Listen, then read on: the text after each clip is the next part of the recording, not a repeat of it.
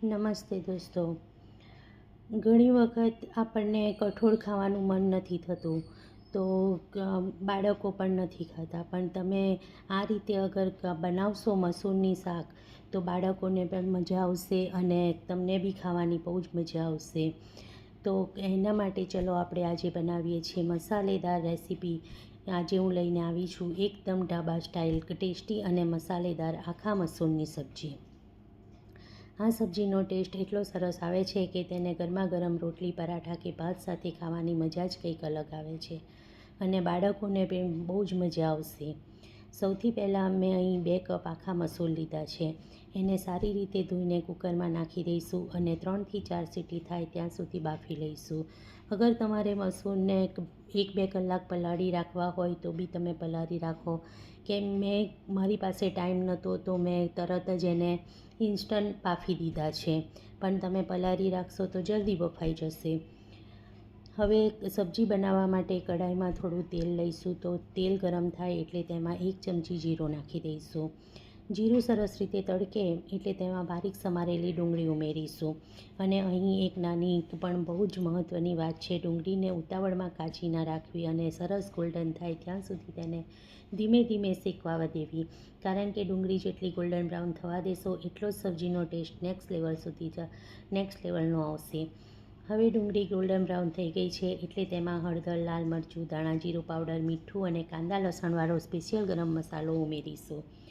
અગર તમને આ મસાલાની રેસીપી જોઈતી હોય તો કમેન્ટમાં જરૂર બતાવજો. હું આગલી રેસીપીમાં તમને કાંદા લસણવાળા મસાલાની રેસીપી પૂરી કહીશ. મસાલા બળી ન જાય એટલા માટે તેમાં 2થી 3 ચમચી જેટલું પાણી નાખીશું અને સરસ રીતે પકવવા દઈશું.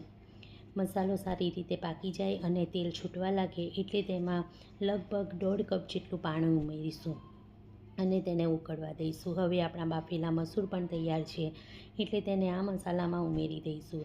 બધું સરસ રીતે મિક્સ કરીને 10થી 15 મિનિટ સુધીમાં તાપે પકાવવા દઈશું.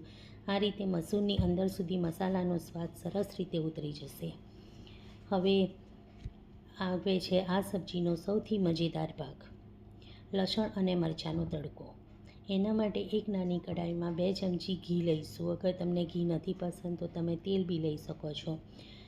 હવે તેમાં થોડું જીરું નાખીશું અને પછી અધકચરું વાટેલું લસણ અને લીલા મરચાંની પેસ્ટ ઉમેરીશું. લસણ સરસ ગોલ્ડન થાય એટલે તેમાં થોડું લાલ મરચું નાખીશું અને તરત જ તેમાં 2થી 3 ચમચી પાણી ઉમેરીશું, કેમ કે આપણો મસાલો બળી ના જાય તેટલા માટે. હવે ગરમા ગરમ તડકો સીધો મસૂરની સબ્જીમાં ઉમેરીને સરસ રીતે મિક્સ કરી લઈશું. ઉપરથી થોડા કાપેલા લીલા ધાણા નાખીને ગાર્નિશ કરીશું. તો બસ તૈયાર છે આપણી એકદમ ટેસ્ટી, મસાલેદાર અને લસણના તડકાવાળી આખા મસૂરની સબ્જી. અને ગરમા ગરમ રોટલી, પરાઠા કે ભાત સાથે સર્વ કરજો, બહુ જ સરસ લાગે છે. અને જો તમને આવી સરળ અને ટેસ્ટી રેસીપી ગમે છે તો આ રેસીપીને સેવ કરી લેજો અને જેને બી આખા મસૂરની સબ્જી ભાવતી હોય તેને જરૂર શેર કરજો. અને જો તમે બી કોઈ દિવસ ના બનાવી હોય તો આ એકવાર જરૂર ટ્રાય કરજો. ફરીથી વારંવાર તમને બનાવવાનું મન થશે.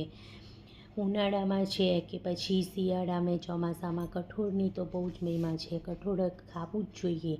એટલા માટે તમે એક વખત જરૂર ટ્રાય કરજો.